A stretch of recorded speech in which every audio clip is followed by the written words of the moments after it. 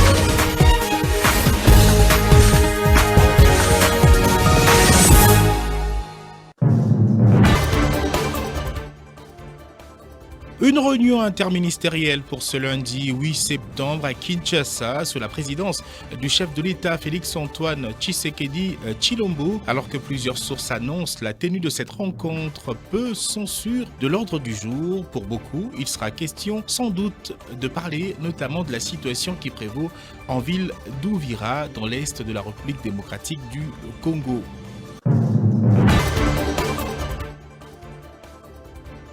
Les Wazalendo sont une force amie, les FARDC n'ont pas de contrôle sur eux, affirmation venue de l'état-major général des forces armées de la République démocratique du Congo par la voix de son porte-parole, le général-major Sylvain Ekenge, qui désigne la tension à Uvira comme une situation qui risque de créditer les arguments de l'armée rwandaise en occupation dans l'est de la RDC, qui aurait pour objectif, selon Kigali, de protéger les Tutsis vivants dans cette partie de la RDC.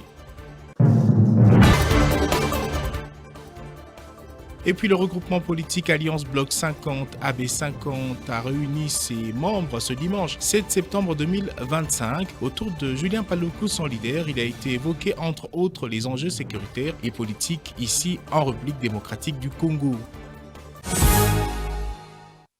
Bienvenue à cette nouvelle session d'information sur votre télévision. D'abord, cette nouvelle, le président de la République, chef de l'État, Félix-Antoine Tshisekedi Tshilombo, selon plusieurs sources, a convoqué pour ce lundi une réunion interministérielle. Selon des sources sûres, une réunion convoquée dans un contexte marqué par un vent de pétitions qui, vous le savez, s'écoule au bureau de l'Assemblée nationale comme celui du Sénat, émaillé par des interpellations des députés pétitionnaires et contre-pétitionnaires. Il sera certainement question également d'autres enjeux de l'heure, tels que la situation sécuritaire dans la ville d'Uvira, au Sud Kivu, suite aux différentes manifestations des mouvements Wazalendo. La communication du président de la République. Entre-temps, le président de la République, Félix Tshisekedi, est arrivé dans la matinée de ce dimanche 7 septembre à Malabo, en Guinée équatoriale, pour prendre part à la 7e session extraordinaire de la conférence de chefs d'État et de gouvernement de la Communauté économique des États de l'Afrique centrale, CEAC. À son arrivée, le chef de l'État a été chaleureusement accueilli à sa descente d'avion par le Premier ministre de la République de Guinée, Manuel Ossa Soué-Soa. Après les honneurs militaires, le cortège présidentiel s'est dirigé vers le centre international des conférences de Chipopo, le cadre du sommet. Et puis, cette conférence de presse animée par le porte-parole des forces armées de la République démocratique du Congo, le général-major Sylvain Ekenge, il y a notamment dans ses dires cette déclaration: nous sommes tombés dans le piège de l'ennemi et cela risque de nous coûter cher. C'est l'une des craintes donc du porte-parole des FARDC au sujet des manifestations des Wazalendo dans la ville d'Uvira au Sud Kivu, qui conteste la nomination, vous le savez, et vous l'avez sans doute suivi à travers nos antennes, la nomination l'arrestation d'un haut officier de l'armée pour des raisons de sa morphologie s'apparentant à celle des Rwandais. Le général-major Sylvain Ekenge, porte-parole des forces armées de la République démocratique du Congo, a fait savoir que cette approche risque de créditer les arguments de Rwandais qui estiment que leur présence dans l'est de la République démocratique du Congo vise à protéger les Tutsis. Je propose de le suivre. Nous ne contrôlons pas, nous ne contrôlons pas les voisins. Les voisins ne sont pas les militaires des forces armées. Les voisins n'ont plus les armes pour défendre la République, pour défendre la patrie contre l'agresseur. C'était à l'époque de Mzee Kabila. Et l'agression est revenue, les mêmes Wazalendo ont décidé de défendre leur terre contre cette agression. Et ce n'est pas à nous de les organiser, ce n'est pas à nous de les gérer. Ce sont des citoyens qui prennent en main la défense de leur pays. Nous ne les gérons pas, mais l'AMI, c'est une force amie, les Wazalendo constituent une force amie parce que nous soutenons, nous combattons le même ennemi et nous soutenons la même cause, la cause Congo. Mais ce qui s'est fait aujourd'hui, c'est qu'il y a quelque chose qui cloche quelque part. On est tombé dans le piège de l'ennemi et on risque d'avoir des problèmes. Si les désordres doivent s'intensifier, alors qui va perdre? C'est la République. Mais il est temps qu'Ossé Wazalendo et que la société civile puisse se réveiller. On poursuit ce journal. Sachez également qu'il faut dire que lors de cet échange avec les journalistes entre le porte-parole des forces armées de la République démocratique du Congo, il a à l'occasion présenté des éléments de forces de défense rwandaises capturés à Uvira, dont un mineur. En politique, on parle de cette rencontre importante intervenue ce dimanche 7 septembre 2025 du regroupement politique Alliance Bloc 50. Il était question notamment des enjeux sécuritaires et politiques ici en République démocratique du Congo. Également, l'évaluation des activités sur terrain. Ce sont là des questions qui ont été au centre de cette rencontre autour de celui qui est chef de file de ce regroupement politique, l'autorité morale, Julien Paluku Kahongya, et à l'occasion les sociétaires de l'Alliance Bloc 50, également les députés nationaux, ont remercié le président de la République pour la reconduction de Julien Paluku Kahongya comme membre du gouvernement. Suivez.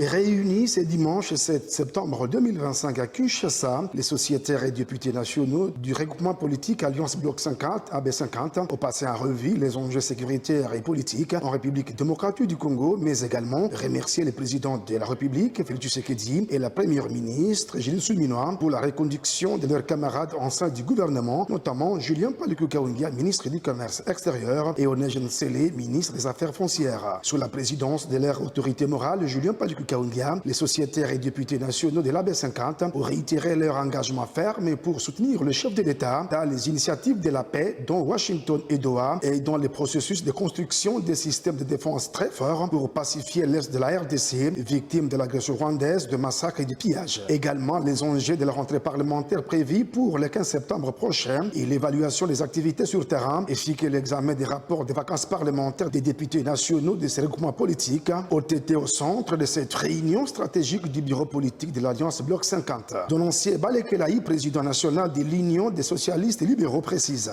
Nous avons fait comme d'habitude l'évaluation de la situation de notre regroupement politique. Dans un premier temps, nous nous sommes donné le devoir de remercier de vive voix son Excellence Félix-Antoine Tshisekedi Tshilombo pour la reconduction de 2 mandataires du regroupement AB50 au gouvernement. Nous avons échangé aussi sur la marche du pays en ce qui concerne la sécurité et tout l'appui que le regroupement et tous les sociétaires doivent apporter à la vision du chef de l'État pour recouvrer l'intégrité de notre pays et la souveraineté.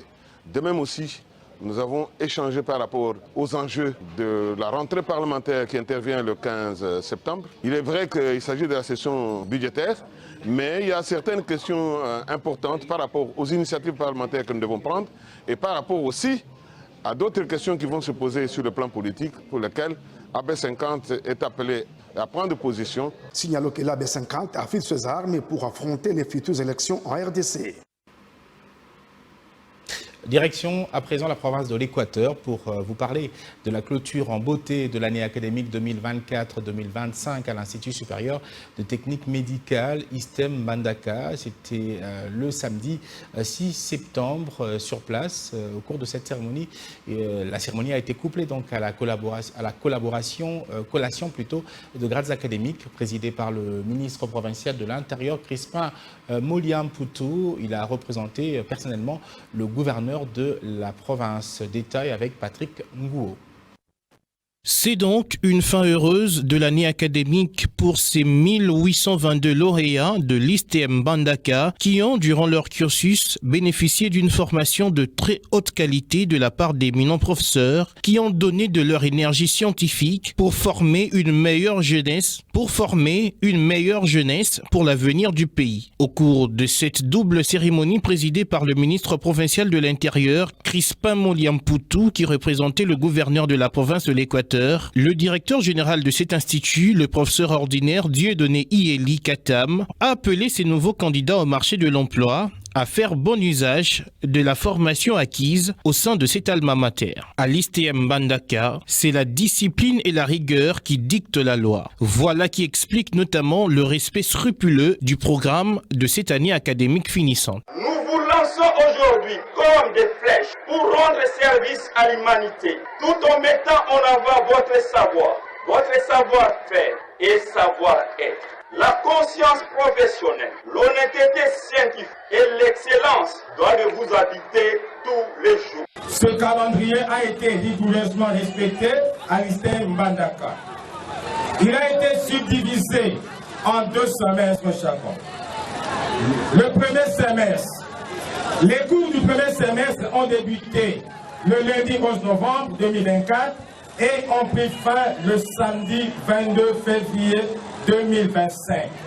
Pour l'instant, focus sur la prochaine année académique avec de nouveaux défis à relever. Cérémonie de collation de grades académiques également à l'université de l'Assomption au Congo UAC à Butembo. C'était le samedi 6 septembre 2025. Au total, 293 candidats viennent d'être largués sur le marché de l'emploi. Une satisfaction des lauréats du jour qui remercient pour ce faire leur alma mater pour la formation de qualité qu'ils ont reçue durant 3 ans pour les uns et 5 ans pour les autres. Delphine Sindani depuis Butembo nous fait le point.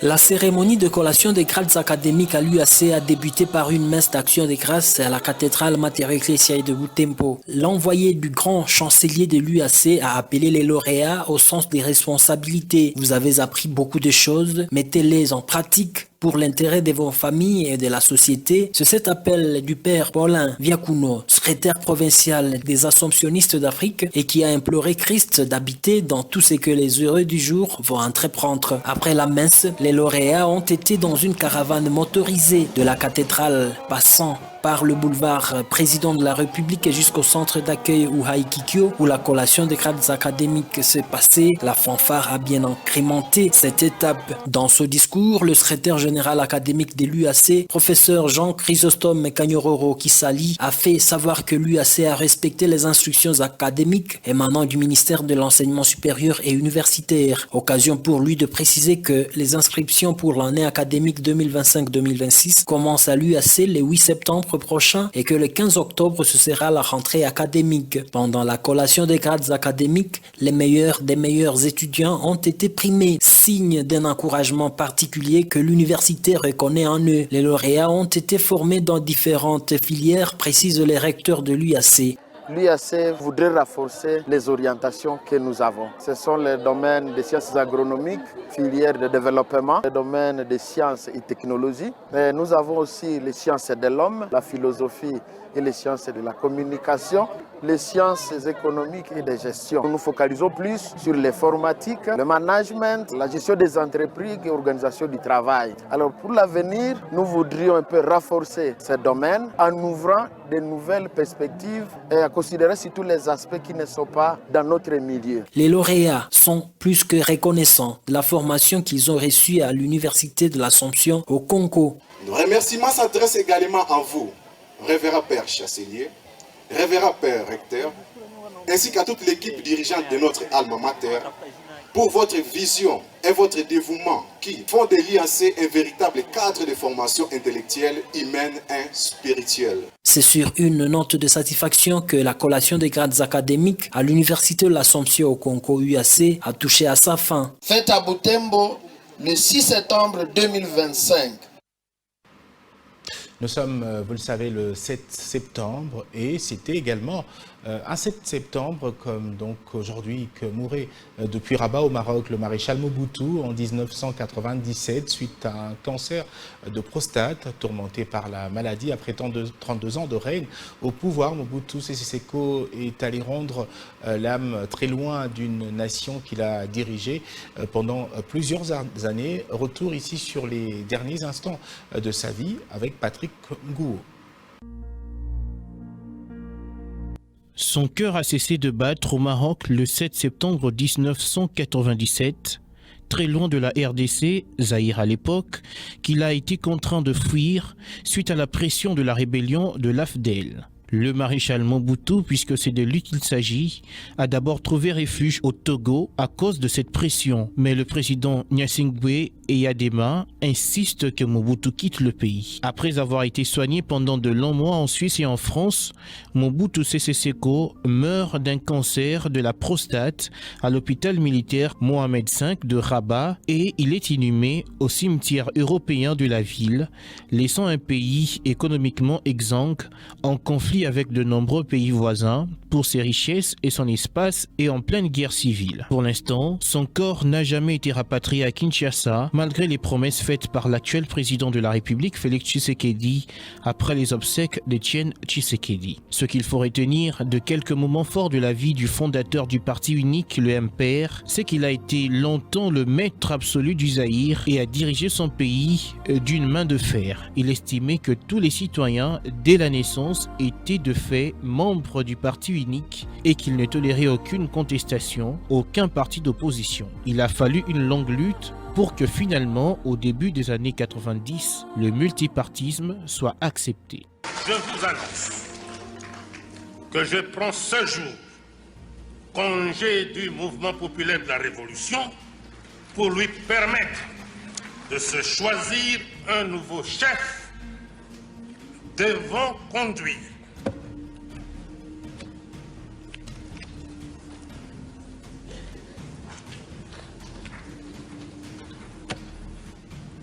Comprenez mon émotion. Pilier marquant l'ère Mobutu, c'est la zaïrianisation, une idéologie qui prône un retour à l'authenticité, interdisant par exemple les prénoms à consonance occidentale au nom de la décolonisation culturelle.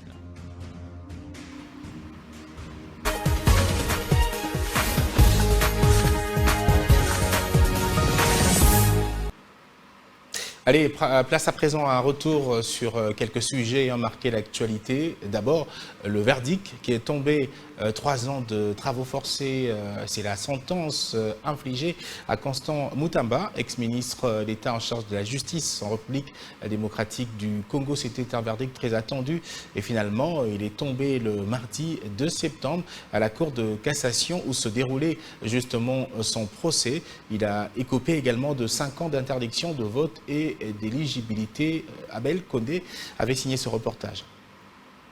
Après le suspense qui aura duré plusieurs jours, Constant Mutamba est désormais fixé sur son sort. Ce mardi, dans la salle d'audience de la Cour de cassation, le juge a rendu le verdict.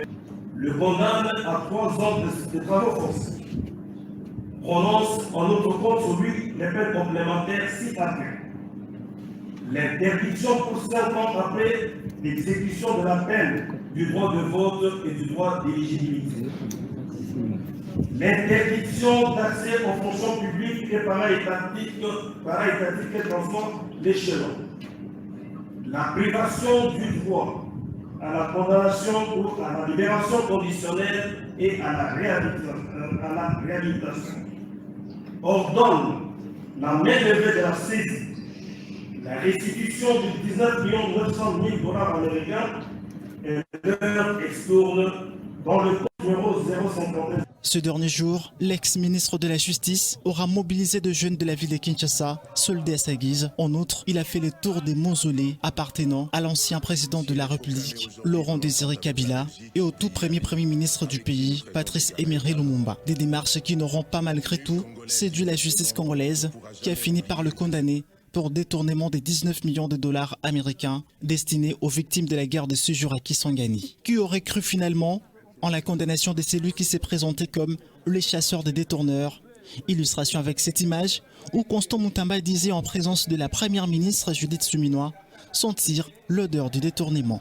Est-ce que bozoyoka solo ya détournement lokola ngai na saloyo?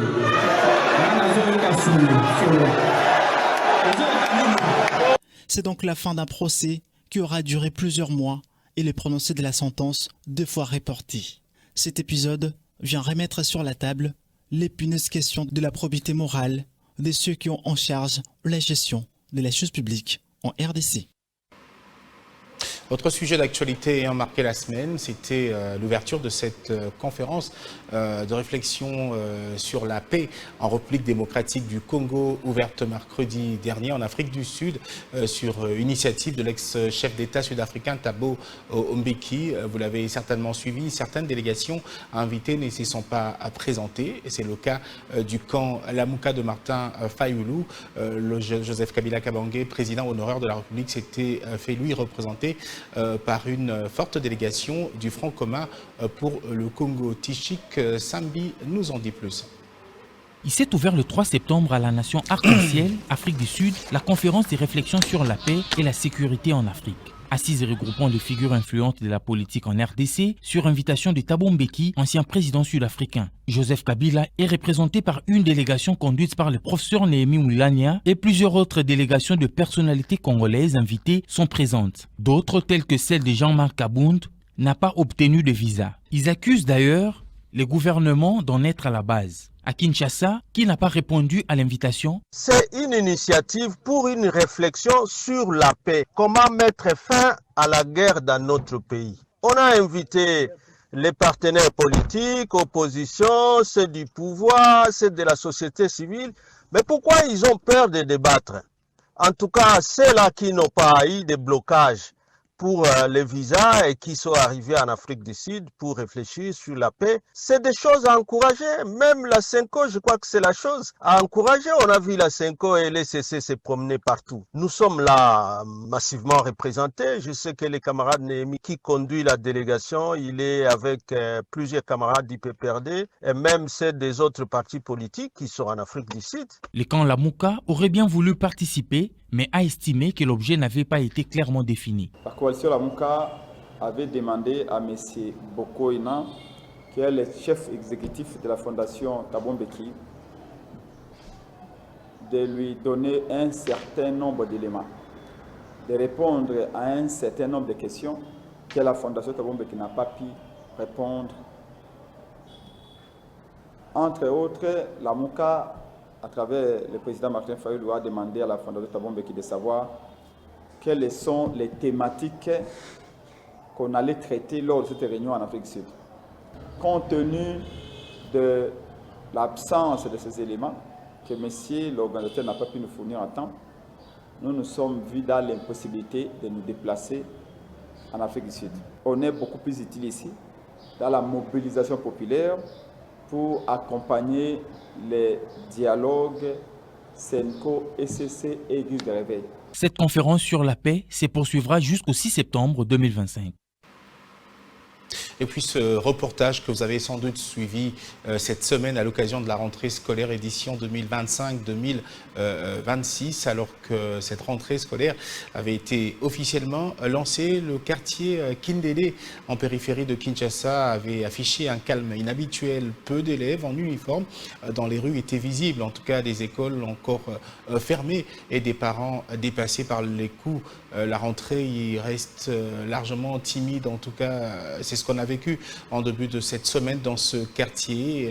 Sans doute que dès la semaine qui commence, les choses vont changer. On revient sur ce qu'a été cette journée. Alors que la rentrée scolaire est effective dans plusieurs coins de Kinshasa et ailleurs, les constats est tout différent à Kindélé, un quartier de la périphérie de la capitale. Et ce lundi matin, le riz était encore calme, sans le va-et-vient des élèves en uniforme bleu et blanc. Aucun signe ne laisse présager que la rentrée scolaire a bel et bien débuté. La plupart des écoles n'ont pas encore ouvert leurs portes. Interrogés, quelques parents d'élèves invoquent les raisons de ces retards.